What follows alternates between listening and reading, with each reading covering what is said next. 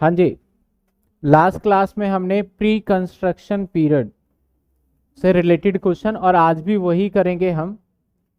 एक 23 का एक सिचुएशन था, मोर देन 2 हाउस, वो पेंडिंग था, हम उसको करने जा रहे हैं अब। तो सर जब मोर देन 2 हाउस होगा तो क्या लॉ कहता है, एक बार हम देख लेते हैं वो, क्योंकि नॉर्मली हमें लॉ के हिसाब से चलना होता है। हाँ जी, बोर्ड पे देख लीजिए, सारी बातें बंद हो गई हो तो इसके अंदर क्या कहता है लॉ, आप ध्यान दीजिएगा। लॉ का कहना है सर, आप अपने लिए एक से ज्यादा घर नहीं रख सकते, मतलब कि आपको घर किराए पे रखना है। मेरे इस वाले एग्जाम्पल में ना, ये भी सेल्फ ऑक्यूपाइड, ये भी सेल्फ ऑक्यूपाइड, ये भी सेल्फ ऑक्यूपाइड, तीनों घर सेल्फ ऑक्यूपाइड है इस वाले एग्जाम्पल में। अगर तीनों घर सेल्फ ऑक्यूपाइड है तो नॉर्मली हमें पता है सेल्फ ऑक्यूपाइड में सीधा तीनों घर क्या आ जाता, यानी इन केस हमारा घर सेल्फ ऑक्यूपाइड हुआ तो NAV 0, ये पढ़ा है हमने। लेकिन लॉ का थोड़ा सा अलग रूल है। लॉ का कहना है कि आप 2 घर ही सेल्फ ऑक्यूपाइड कर सकते हो। अगर आपके पास मान लेते हैं 5 घर है तो 2 घर कोई भी चुन लीजिए सेल्फ ऑक्यूपाइड, उसमें रह रहे या नहीं रह रहे मैटर नहीं करता। बाकी हम 3 घर को लेट आउट मान के आपसे टैक्स ले लेंगे। यानी सर हमारे पास 3 घर है, गवर्नमेंट के रूल के हिसाब से गवर्नमेंट क्या कहती है, सर आप कोई भी घर 2, आपको जो लगता है 2 घर को आप मान लीजिए सेल्फ ऑक्यूपाइड और उसका NAV आप 0 कर दीजिए।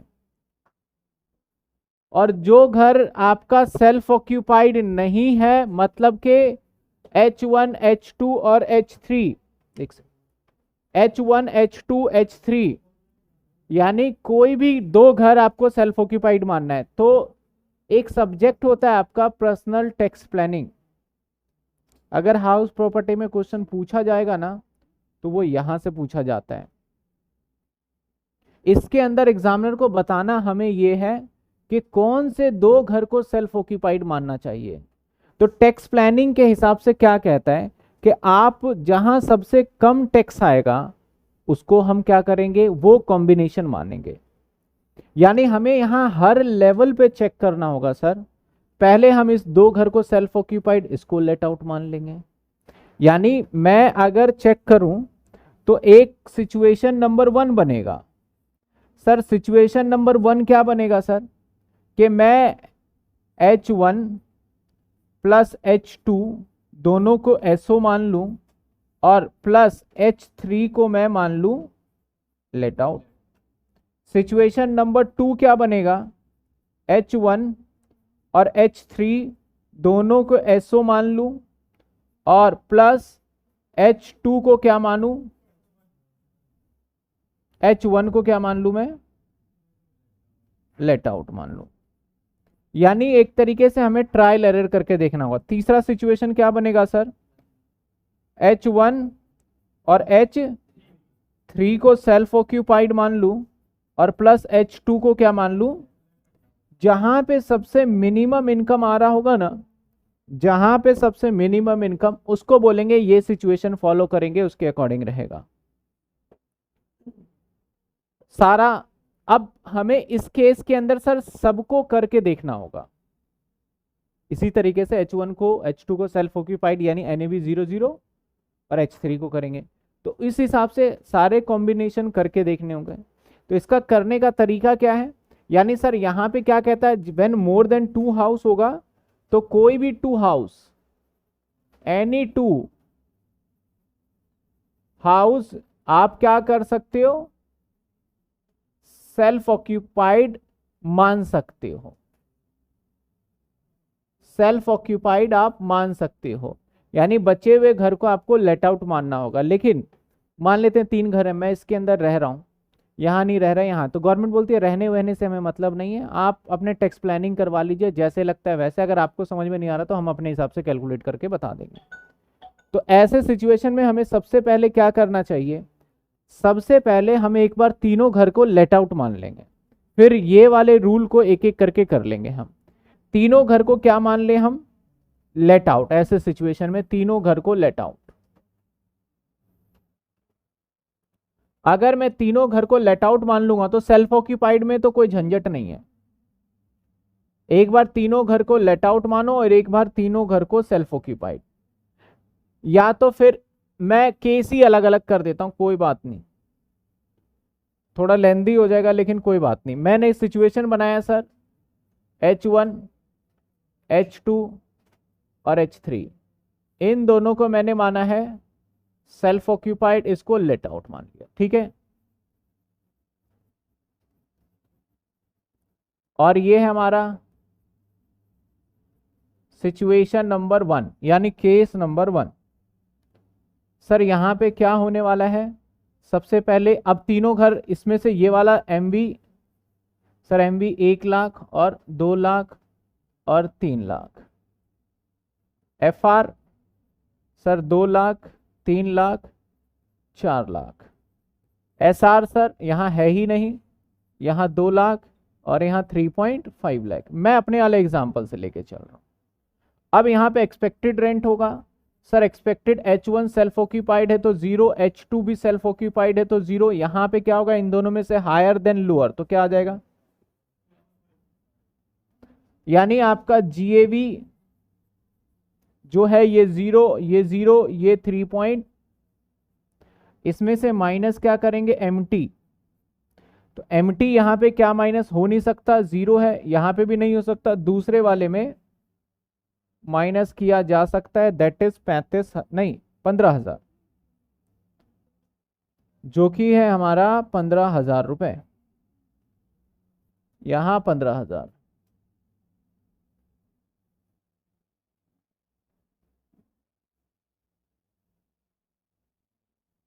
चलिए सर,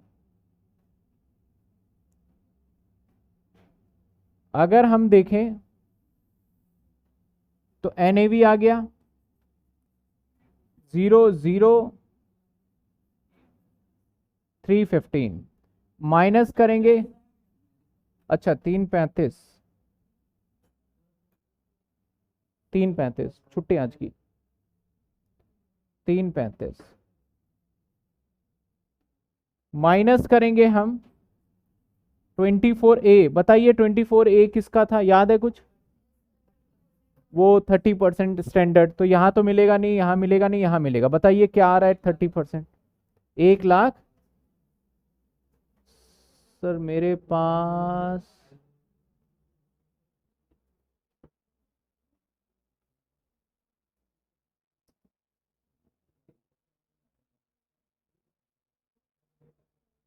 बिल्कुल बिल्कुल बिल्कुल जो बुक में लिखा है वही, बुक में गलत बातें थोड़ी पढ़ाई जा रही है आपको। कितना आ रहा है ये, 1,05,000, 1,05,000। अब माइनस कर देंगे 24, पहले घर का कितना है। अब देखो सेल्फ ऑक्यूपाइड में आपको पता है कि कितना मैक्सिमम डिडक्शन है, 2 लाख। पहले घर का कितना है सर, दूसरे घर में मैक्सिमम डिडक्शन कितना अलाउड है, तो दूसरे घर में मिलेगा।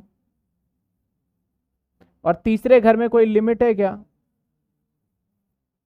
यानी सर इस क्वेश्चन में मुझे यही समझाना है जो अमेंडमेंट है, इसलिए इसको मैंने इंटरेस्ट के बाद कंसीडर किया, नहीं तो पहले समझ ही नहीं आता सर आपको ये। यानी जो 2 लाख की लिमिट है ना वो टोटल है, एक घर का 2 लाख नहीं है, जितने भी आपके मिला के सेल्फ ऑक्यूपाइड होंगे सबका टोटल। तो यानी देखो 1,50 यहां ले लिया और मैंने 50, ऐसा भी मेरे को मैं कर सकता था, यहां पे पूरे 2 लाख ले लूं और यहां पे 0 लेके कर सकते थे, ठीक है।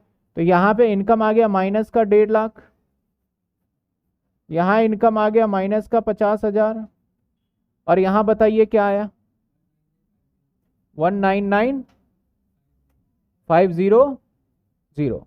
सर अब IHP निकालना हो ना, IHP तो क्या निकालेंगे, तीनों घर की इनकम को जोड़ दिया जाएगा, वही IHP होगा। तीनों घर के इनकम को अगर जोड़ेंगे तो 15,000 माइनस का प्लस माइनस का सॉरी 1.5 लाख माइनस का, प्लस 50,000 माइनस का, और प्लस 1,99,500। बताइए क्या आया इसका जवाब? हाँ, -500 रुपये आया। अब जिसका इनकम कम आएगा, जिस कॉम्बिनेशन में टोटल इनकम कम आएगा, वो बेस्ट ऑप्शन है, वही हमारा आंसर माना जाएगा एग्जाम के अंदर भी। अब सिचुएशन 2 करके देखते हैं। सर सिचुएशन 2 करके देख लेते हैं थोड़ा सा।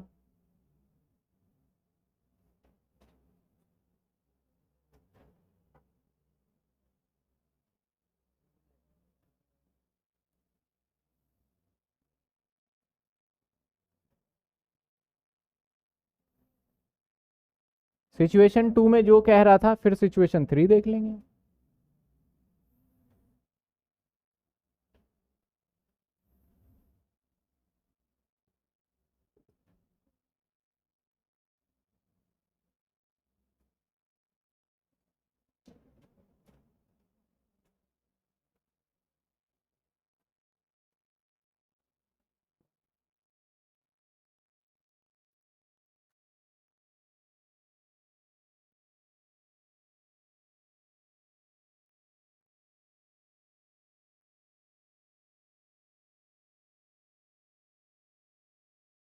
देखिए सर, H1 और मैंने कहा H2 और H3 को क्या मान लेंगे हम, और H1 को मान लेंगे लेट आउट। शॉर्टकट भी है, कुछ बच्चे सोच रहे हैं सर इसका कोई शॉर्टकट नहीं है, शॉर्टकट भी है, बताएंगे अभी, पहले लॉन्ग प्रोसेस से समझ लेते हैं। 1 लाख, 2 लाख, 1 लाख, 2 लाख, अच्छा मैंने चेंज कर दिया ना, 2 लाख, 3 लाख और FR। सर FR को अगर ले तो 3 लाख, 4 लाख और 2 लाख। SR, सर SR में क्या आएगा, 2 लाख, 3.5 लाख और 0। एक्सपेक्टेड रेंट आ गया सर।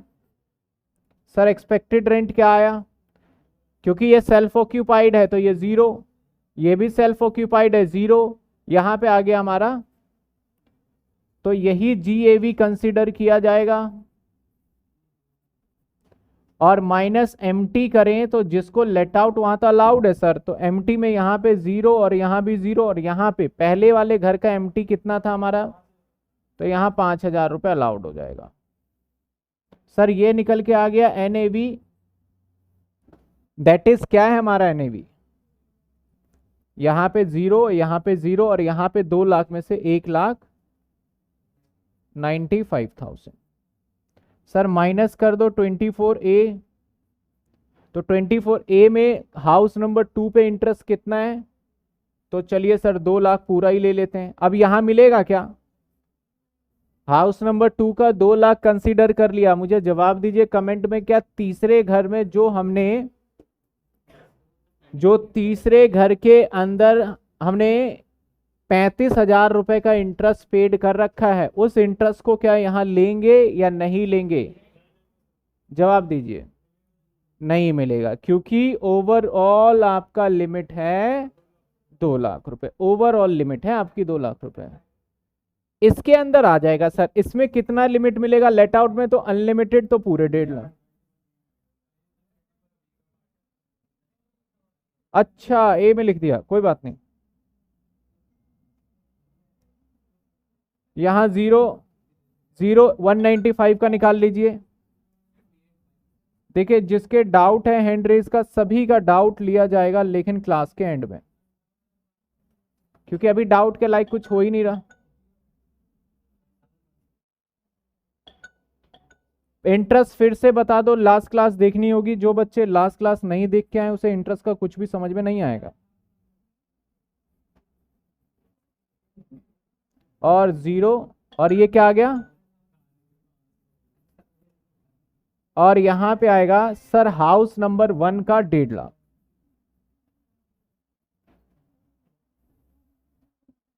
ये आ गया IHP, पहले का आ गया 2 लाख नेगेटिव, दूसरे का तो 0 रह गया सर, तीसरे का -13,500, ये लो दोनों नेगेटिव। IHP अगर यहां पे निकाला जाए 2 लाख नेगेटिव का प्लस 13,500 भी नेगेटिव, तो बताइए 2,13,500 माइनस का। कह रहे हैं कि सर H1 में 2 लाख। तो आपको पहले इंटरेस्ट का पॉइंट ध्यान रखना है, इंटरेस्ट में बार बार पिछली क्लास से भी इंटरेस्ट ही चल रहा है, यानी आपको मैक्सिमम सेल्फ ऑक्यूपाइड में 2 लाख की लिमिट। और लेकिन इससे पुरानी जिसने पढ़ा हो वहां पे हर घर का 2 लाख लिखा हुआ था, हर घर का। लेकिन 2019 में अमेंडमेंट आया कि भैया अब हर घर का 2 लाख नहीं देंगे, अब हम सब मिला के घर का कितना देंगे, 2 लाख, अगर सेल्फ ऑक्यूपाइड हुआ। लेट आउट के लिए तो कोई चीज है ही नहीं, लेट आउट में तो कोई रूल नहीं लगता भैया, लेट आउट में तो जितना इंटरेस्ट पे किया सबका डिडक्शन ले लो, चाहे 10 लाख हो चाहे 50 लाख हो। किसमें को ओनर्स की अभी बात ही नहीं कर रहे, सेक्शन 26 तो पढ़ ही नहीं रहे अभी हम, जब पढ़ेंगे तब, अभी सिर्फ इसकी बात, अभी जो चल रहा है सिर्फ इसका। ER कैसे आया, ER एक्सपेक्टेड रेंट, वही हायर लोअर करते करते सेल्फ ऑक्यूपाइड में तो मैं डायरेक्टली बस ये मैं फॉर्मेलिटी कर रहा था, हालांकि मुझे क्या करना चाहिए था पता है, सेल्फ ऑक्यूपाइड में डायरेक्ट 0 कर देना चाहिए था, वो तो जस्ट फॉर्मेलिटी है। ये लेट आउट वाले का तो हायर लोअर के हिसाब से होता है, एक्चुअल ARRR होगा नहीं। क्यों नहीं होगा सर, क्योंकि मकान किराए पे है ही नहीं, मकान अगर किराए पे होता तब होता हमारा ARRR, क्योंकि क्वेश्चन में कह दिया कि तीनों घर सेल्फ ऑक्यूपाइड है, मिस्टर एक्स कह रहा है तीनों घर क्या है हमारा सेल्फ ऑक्यूपाइड। तो सर यहाँ पे इनकम आई -500, यहाँ पे 2,13,500, तो अभी तक तो मुझे ये वाला सिचुएशन ठीक लग रहा है। लेकिन अभी तीसरा कॉम्बिनेशन बाकी है, क्या पता तीसरे में इससे ज्यादा माइनस में आ जाए, तो हम बोलेंगे भैया ये सिचुएशन चूज करेंगे। तो ये वर्किंग नोट का पार्ट नहीं है, ये फेयर वर्क का पार्ट है, तीनों सिचुएशन करके कंक्लूजन डालना पड़ेगा कि यहाँ पे हायर हमारा बेनिफिट है, इसलिए हम ये वाला पोर्शन ऑप्ट करेंगे। तो चलिए सर, इसके बाद हम ले लेते हैं दूसरे वाले का, यानी H1 और H3 सेल्फ ऑक्यूपाइड ले लेते हैं।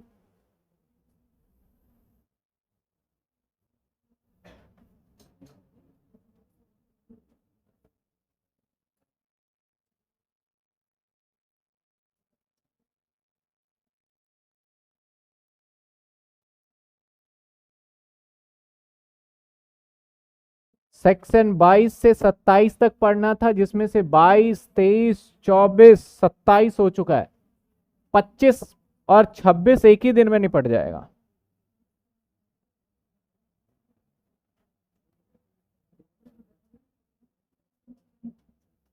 सर ये क्या कॉम्बिनेशन है, H नंबर कौन सा है सर, H1 और 3, H1 और H, ये हमारा SO, और H number 2 LO let out. Sir MV H1 का 1 लाख, इसका 2 लाख। FR क्या था याद है, FR है हमारा 3, नहीं FR 4, मैंने गलत ले लिया क्या, H1 H3 ठीक है। तो FR आएगा हमारा 2 और 4, 2 लाख, 4 लाख, और SR क्वेश्चन में गिवन है, ये सिर्फ मैंने एग्जाम्पल बना दिया आप लोगों को समझाने के लिए। बताइए क्या था, 1 में तो था ही नहीं, 3 में क्या था सर, 3 में था आपका 3.5 और 2। अब यहाँ ER आ जाएगा एक्सपेक्टेड रेंट, तो ये तो सेल्फ ऑक्यूपाइड 0 होगा, ये भी 0 होगा, यहां से क्या होगा 2 लाख। अब यहां पे इसी को GAB कंसिडर कर लिया जाएगा, 0, 0 और 2 लाख, माइनस MT कर देंगे सर, MT में यहां मिलेगा नहीं, यहां मिल जाएगा। H2 का देख लेते हैं, MT क्या है सर, H2 का 10,000 है, तो 10,000 यहां से माइनस करने दे दिया जाएगा। इसको माइनस करने के बाद आ जाएगा NAV 00190। अब इसमें से माइनस करेंगे पहले 24A, फिर माइनस करेंगे 24B। सर बी सम ए पता है क्या है 30% और बी पता है क्या है इंटरेस्ट, ठीक है ना। तो ए में तो यहां पे कुछ है नहीं, यहां पे आ जाएगा, कितना आएगा 57। और बी की बात कर लेते हैं सर, बी की H1 का, सर H1 का 1.5 लाख, ओके, माइनस H3 का, H3 का 35 है, तो क्या 35 पूरे ले लें? यस, पूरे 35 ले सकते हैं, क्योंकि 1.5 लाख रुपए और एक 35 एक 85 होता है, जबकि लॉ 2 लाख परमिसेबल करता है हमें।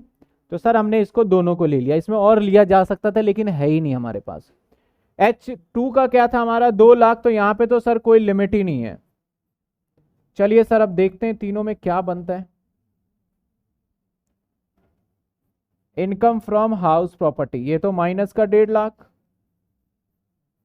ये माइनस का 35,000, और ये 67 माइनस का -67।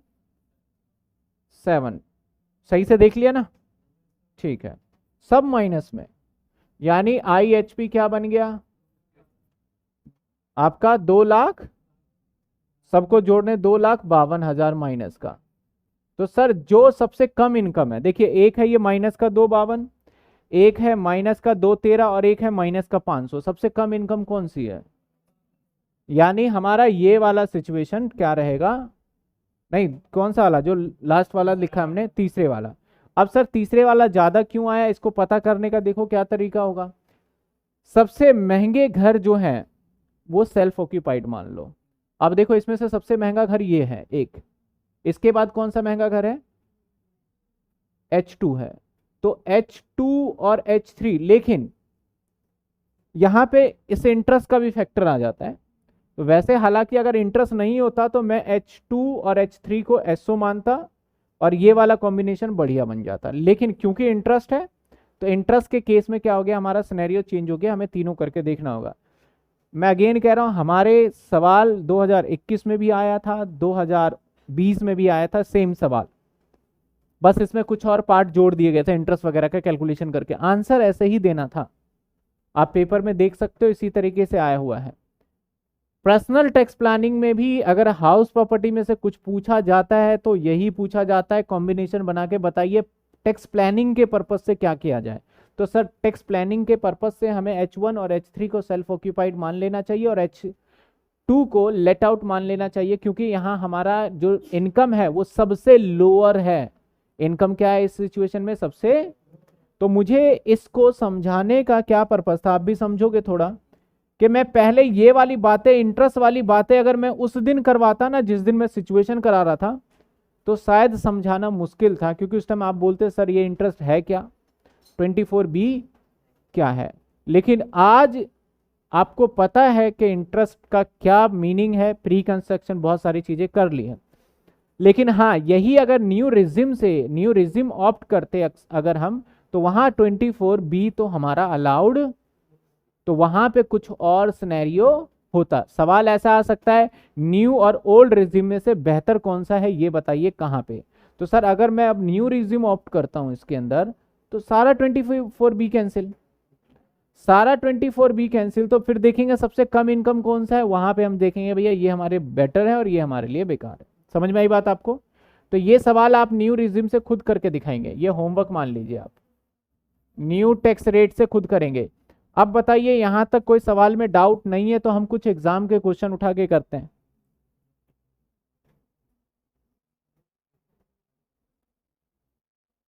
सुमित का कहना है 2 लाख को कहां से माइनस करेंगे, H1 H2? भैया जिस घर से रिलेटेड है, आप सिचुएशन नंबर बताना होगा कौन सा, यह सिचुएशन करना होगा, बिल्कुल सारे सिचुएशन एग्जाम में करके दिखाने हैं। एग्जाम को 15 नंबर का सवाल है, ये 15 नंबर ऐसे नहीं मिलेंगे। अगर इंटरेस्ट नहीं होगा तो आप फिर से सिचुएशन बनाइए, आप इंटरेस्ट वाला पॉइंट माइनस नहीं करेंगे और सारे सिचुएशन पे आप करके एक एक बार चेक करेंगे तो आपको पता चल जाएगा।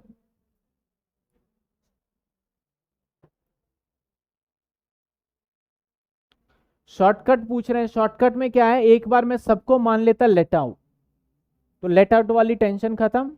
और सेल्फ ऑक्यूपाइड में हमें कुछ करना ही नहीं था, हमें सिर्फ माइनस में, मतलब हमने जो इतनी टेंशन ली है एक ही टेबल में हो जाता।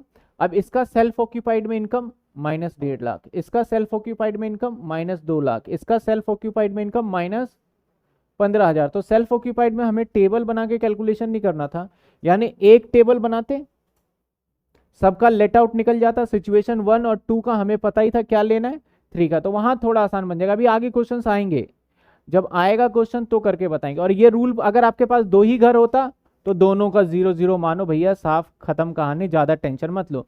जब 2 से ज्यादा घर है तब ये टेंशन आएगी आपके पास। समझ में आई बात आपको? एक सवाल करते हैं इसके ऊपर, एक सवाल करते हैं, आपके एग्जाम में आया हुआ क्वेश्चन है, चलिए।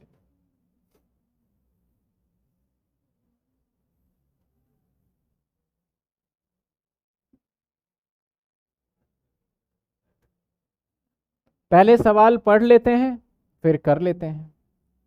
कहता है mister x has occupied 3 house, 3 घर है, फॉर हिज रेजिडेंस, यानी क्वेश्चन में ये बोलता है 3 घर रखूंगा अपने रेजिडेंस के लिए।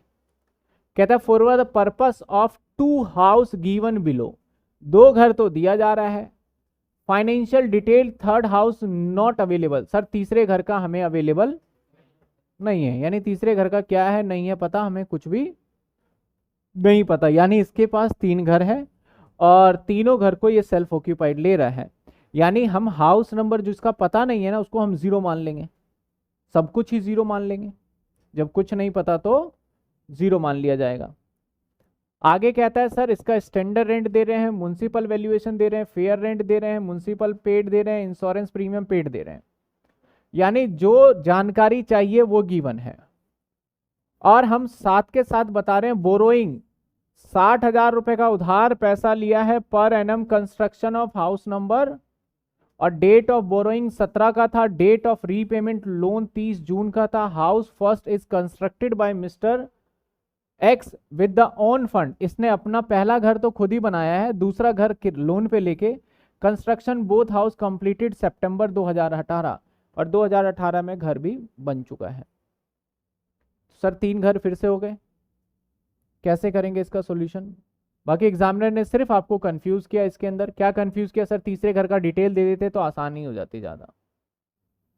चलिए हम एक बार तीनों घर को लेट आउट मान लें, तीनों घर को लेट आउट मान लिया जाए।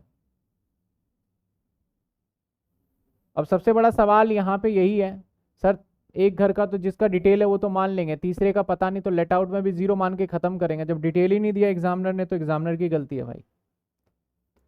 H1 H2 जो गिवन है और H3 तीसरा। सबसे पहले हमें दे रखा है सीधा MV दे रखा है, सर MV कितना है 38,000 और सर 60,000, ये 0 है। फेयर रेंट है क्या क्वेश्चन में? बिल्कुल है। फेयर रेंट कितने का है, कितने का सर? 45,000, 65,000, 0 नहीं पता। सर SR ले लेते हैं, SR दे रखा है बिल्कुल 34,000, 50,000, 0। हमने कहा सबसे पहले 0 तो नहीं होगा, इसे डैश डाल देते हैं यार। हमने कहा एक्सपेक्टेड रेंट, तीनों को लेट आउट मान रहे हैं, इसको भी लेट आउट, इसको भी लेट आउट, इसको भी लेट आउट, थोड़ा जल्दी हो जाएगा। तो इन दोनों में से हायर 45 तो ये आ गया, इन दोनों में से हायर और लोअर, सर ये तो 0 ही रहा। यही क्या बन जाएगा GAB 34 और 50,000, माइनस में क्या करें MT, सर MT दे रखा है म्युनिसिपल टैक्स पेड 4,000 और, तो हमने 4,000 और 7,000, ये तो 0 है। ये माइनस करने के बाद हमें रिजल्ट आएगा NAV, तो 34-30,000। और सर ये 10 नंबर में सवाल आया हुआ है, ऐसा मत समझना सर, ऐसे ही प्रैक्टिस कर रहे हैं हम, एग्जाम वाले सवाल करेंगे अब सारे। इसके बाद सर -24। अब कुछ बच्चों का सवाल हो सकता है सर इसका क्या करना है, इसको तो यूज कर लिया, यूज कर लिया, यूज कर लिया, यूज कर लिया, इसका क्या करें? कुछ नहीं करना, इंश्योरेंस प्रीमियम पेड वगैरह हो, अननेसेसरी के कुछ भी खर्चे गिवन हो, उन सभी के बदले 24A मिलता तो है हमें। तो सर ये 12,000, 43,000 का 30% निकालिए, 43 का 30%, फटाफट निकालिए कैलकुलेटर पे।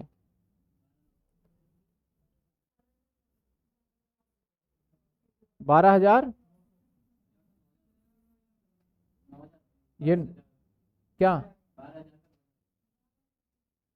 इसका 30%, ठीक है, इसका अच्छा इसका 9,000 होगा, इसका सर 9,000 होगा, और ये 0 है। ऐसे ही माइनस क्या करेंगे सर, 24B। अब 24B के लिए इंटरेस्ट का कैलकुलेशन, सिर्फ घर 2 बनाया है इसने, तो चलिए सर सबसे मेन काम जो हमने लास्ट क्लास में सीखा था उसका काम करने का टाइम आ गया है। ये हमारा लाइन है, और जो लोन लिया है ना, वो लोन लिया है हमने 1 जून 17 को, 1 जून यानी सर 1/6/2017। कहता है रीपेमेंट लोन 30 जून 2020 को किया है, 30/6/2020 को। इस तारीख पे मेरे पास कोई कर्जा ही नहीं था, कर्जा खत्म इस तारीख पे, इस तारीख पे कर्जा लिया और इस तारीख पे लोन का रीपेमेंट हो गया।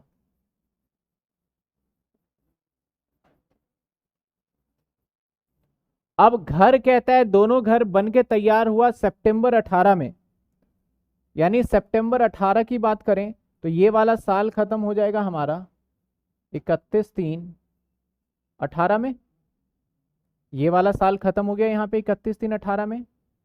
उसके बाद सर हमारा नया साल स्टार्ट होगा 1/4/18, और ये साल खत्म होगा हमारा 31/3, यानी इस साल के अंदर हमारा घर बन के सर तैयार हो गया, इस साल में हमारा घर बन के तैयार हो गया, ये वाला साल है।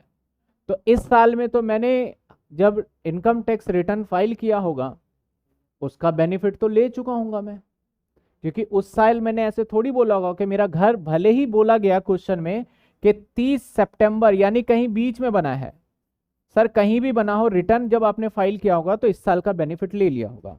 तो पीसीपी तो इससे पहले वाला है। तो प्री कंस्ट्रक्शन अगर पीरियड में पूछूं, प्री कंस्ट्रक्शन पीरियड, तो यहां से लेके यहां तक जो कि कितने महीने बनते हैं सर, 10 महीने। कितने महीने काउंट करिए, जून जुलाई अगस्त सितंबर अक्टूबर नवंबर दिसंबर जनवरी फरवरी मार्च, कितने महीने हो गए, 10 महीने। इस 10 महीने का बेनिफिट मुझे 18 से कहां तक बेनिफिट मिल सकता है ये भी मैं आपको बता दूं। सर इसका बेनिफिट मिल सकता है हमें आगे तक, मैं यहां लिख रहा हूं कहां तक मिल सकता है, 18-19,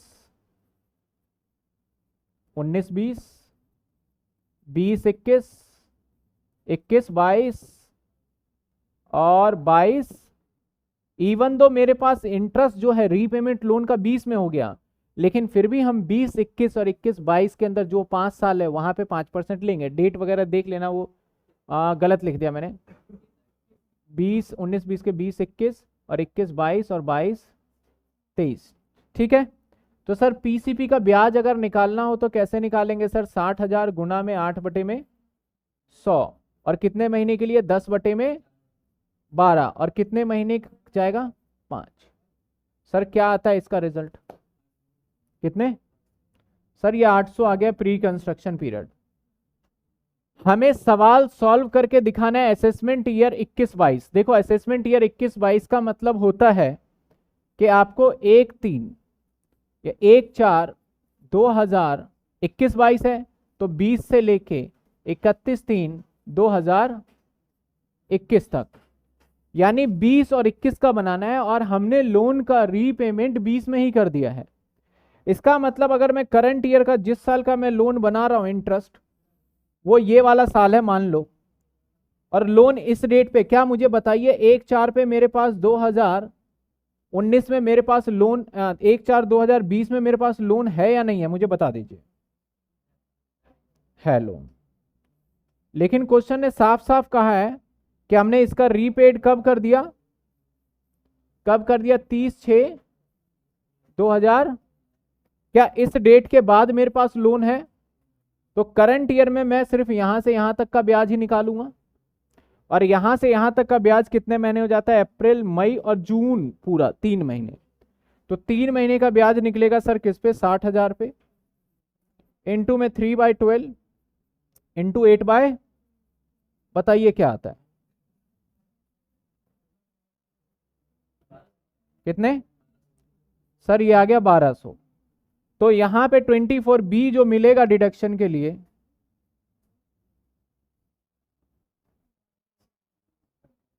जो डिडक्शन के लिए मिलेगा सर, इस वाले पहले वाले लाइन में तो है ही नहीं, दूसरे घर के लिए लिया गया था, तो क्या होगा 800 और प्लस 1200 कितने होंगे, और तीसरे घर का पता नहीं। ये हो गया हमारा, सभी को लेट आउट मान लिया, यहां माइनस कर दें तो सर ये कितना आएगा, ये कितना आ जाएगा बताओ, क्या 18 से 19 का। अब बच्चों का कहना है कि सर 18 से 19 का रिटर्न फाइल हो गया तब ले लिया होगा, हमें तो 20 और 21 का बताना है। नहीं, अब देखो यहाँ पे ईयर क्या आता है सर, मैंने बताया ना 18 से 19 रिटर्न फाइल हो गया, ले लिया होगा, 19 से 20 रिटर्न फाइल करके ले लिया होगा, 20-21 का हम कर रहे हैं तो 20-21 का रिटर्न अब फाइल कर रहे हैं तो ले लेंगे। जब 21-22 आएगा तो सिर्फ और सिर्फ 800 का ही बेनिफिट मिलेगा, क्योंकि करंट ईयर वाला इंटरेस्ट मिलने वाला है नहीं, क्योंकि वो हमारा पेमेंट हो चुका है। समझे बात आप? तो चलिए सर इसको माइनस करके बताइए क्या आता है, ये तो जीरो ही है,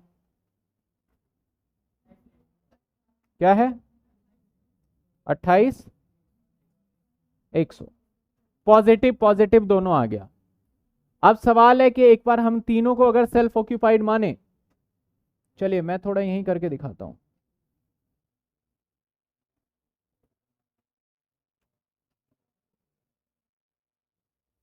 अगर मैं तीनों में सेल्फ ऑक्यूपाइड मान लूं,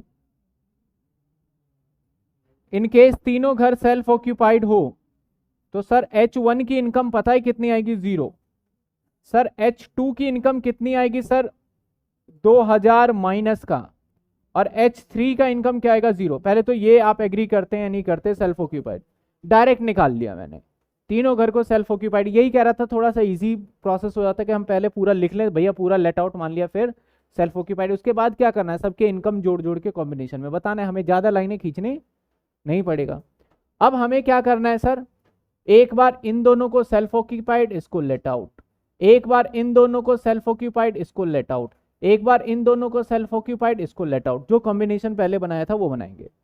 तो चलिए सर यहीं बनाने की कोशिश करते हैं, और थोड़ा सा स्मॉल करते हैं इसको, ध्यान दीजिए,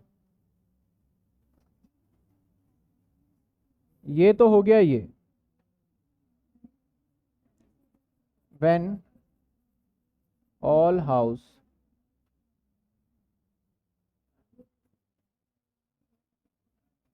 let out सेल्फ ऑक्यूपाइड। अब देखिए हम क्या करें, H1 ले लें और H2 को ले लें क्या, SO, और H3 को ले लें क्या, लेट आउट। सर ऐसे सिचुएशन में क्या आएगा, H1 H2, तो ये दोनों जोड़ के आएगा माइनस, और H3 क्या आएगा, 0, दैट इज आंसर पहले का। देखिए दूसरा सिचुएशन क्या बन सकता है sir, H2 plus H3 SO मान लो, और प्लस H1 को मान लो LO। सर H2 और H3 SO मानोगे तो H2 और H3 तो कितना आएगा 2000, और प्लस आपने क्या करा, H1 को लेट आउट मान लिया, तो H1 को अगर आप लेट आउट मानते हैं तो कितना आ जाएगा, है H1 देखो 21,000, लेट आउट होगा तो 21 आएगा ना। ऐसे सिचुएशन में आंसर क्या आता है, पॉजिटिव का 19,000। सेम सिचुएशन नंबर 3 मान लेते हैं, कुछ बच्चों को अगर नहीं दिख रहा तो ऊपर कर देते हैं। सेम सिचुएशन नंबर 3 क्या होगा, H1 को और प्लस H3 3 को SO मान लेते हैं और प्लस H2 को क्या मान ले, LO। H1 और 3 सेल्फ ऑक्यूपाइड, 1 और 3 सेल्फ ऑक्यूपाइड मतलब 0, और H2 को आपने माना तो 28,100, दैट इज आपका आंसर आ गया 28,000। तो सर कौन से वाला ऑप्शन बेस्ट है, 1, 2 या 3? तो जवाब है सर हमारा फर्स्ट ऑप्शन बेस्ट माना जाएगा। सर क्यों फर्स्ट ऑप्शन क्यों बेस्ट माना जाएगा? इसलिए क्योंकि सबसे कम है, तो हमारा आंसर ये वाला ठीक माना जाएगा। कौन सा सर? ये आंसर हमारा ठीक है। समझ में आया आपको बात? यहाँ पे अजम्पशन देंगे नोट के हाउस नंबर 3 का डिटेल अवेलेबल नहीं है, इसलिए ऑल थिंग 0 मान के हमने कर लिया। देखिए कोई दिक्कत? इसी को मैं कह रहा था कि पिछले वाले सवाल को भी ऐसे करता ना, तो देखो सेल्फ ऑक्यूपाइड वाला तो हम फटाफट से निकाल लेते इंटरेस्ट इंटरेस्ट नेगेटिव करके, लेट आउट वाला एक बार मेहनत होता, फिर ये लाइन खींचते तो जल्दी हो जाता। अगर मैं इसको फिर से 3 कॉलम में करूं तो ये फिर से एक और पेज पे जाएगा, एक और टेबल बनना है, फिर उसके बाद एक और टेबल बनेगा तो सॉल्व होगा। तो वो आपके ऊपर डिपेंड करता है कैसे करना चाहते हैं। सर H2 2000 कैसे आया? H2 2000 कैसे आया बच्चों को डाउट है। H2 2000 जो आया मैं ब्रैकेट में लिख रहा हूं सर, 800 रुपए प्री कंस्ट्रक्शन पीरियड्स का ब्याज और 1200 रुपए करंट ईयर का ब्याज। टोटल ब्याज जो माइनस करना अलाउड है वो है हमारा ये, जो कि हमारा इस वाले घर के लिए मिलेगा सिर्फ, क्योंकि 1 के लिए है नहीं, 2 के लिए है नहीं। क्लियर?